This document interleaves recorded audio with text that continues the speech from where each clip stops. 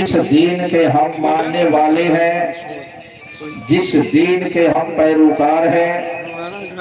اس دین کو جاننے کے لیے کہ ہمارا دین کیا ہے، اس دین کو جاننے کے لیے علم کی ضرورت ہے، پڑھنے کی ضرورت ہے، جانکاری کی ضرورت ہے، سیکھنے کی ضرورت ہے، علم حاصل کرنے کی ضرورت ہے۔ اور جب علم آپ سیکھنا چاہیں گے، جب آپ اپنے بچوں کو پڑھانا چاہیں گے، جب علم کے دولت سے اپنے بچوں کو مالا مال کرنا چاہیں گے،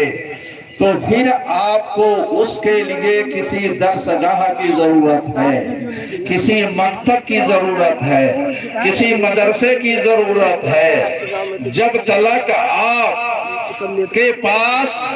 درس گاہ نہیں ہوگی، جب تک آپ کے پاس مدرسے نہیں ہوں گے، جب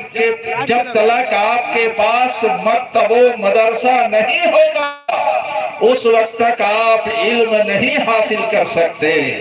محترم سامعین کرام، لہذا ضروری ہے علم حاصل کرنے کے لیے، دین کی جانکاری حاصل کرنے کے لیے مدرسہ قائم کرنا۔ الحمدللہ ثم الحمدللہ، جب مولانا جاوید اختر صاحب نے کہا کہ مدرسے کی بنیاد پڑھنے جا رہی ہے، حضرت وہاں آپ کبھی نہیں گئے ہیں، غالباً پہلی مرتبہ جانا ہوگا۔ میں نے کہا کہ ہاں، آپ کے اس بستی میں کبھی نہیں گیا، بہت پہلے ایک مرتبہ وہ پورب طرف ایک محلہ ہے تو ایک شادی میں تھوڑی دیر کے لیے آیا تھا۔ بہرحال سن کر کے اور آج دیکھ کر کے بہت خوشی ہوئی، اللہ تعالیٰ اسے قبول فرمائے۔ محترم سامعین کرام، میں یہ عرض کر رہا تھا کہ سیکھنے کے لیے، علم حاصل کرنے کے لیے مدرسے کی ضرورت ہے۔ یہ وہ مدرسہ ہے جہاں بچے آپ کے پڑھ کر کے آپ کے لیے بخشش کا سامان دیں گے، آپ کے لیے بخشش و نجات کا ذریعہ دیں گے۔ جب یہی بچہ، جب مدرسہ یہاں قائم ہو جائے، مدرسہ جب بن جائے گا اور مدرسے میں جب تعلیم شروع ہو جائے گی، مدرسے میں جب پڑھائی شروع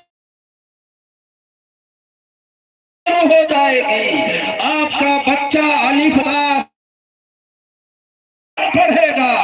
یا سرنل قرآن پڑھ کر کے، آپ کا بچہ جب اما پارا پڑھے گا، اما پارا پڑھ کر کے آپ کا بچہ جب پورے قرآن کی تلاوت کرنا جان جائے گا، وہ بچہ آپ کے لیے، آپ کے اہل خاندان کے لیے برکت کا سامان ہوگا۔ ان علماء کرام کے زبانی آپ نے کبھی سماعت کیا ہوگا، گزرے ہوئے زمانے میں ایک آدمی تھا، بہت سیاہکار تھا، بہت بڑا پاپی تھا، کبھی کوئی نیک کام نہیں کیا تھا، کبھی کوئی کام نہیں کیا تھا، کبھی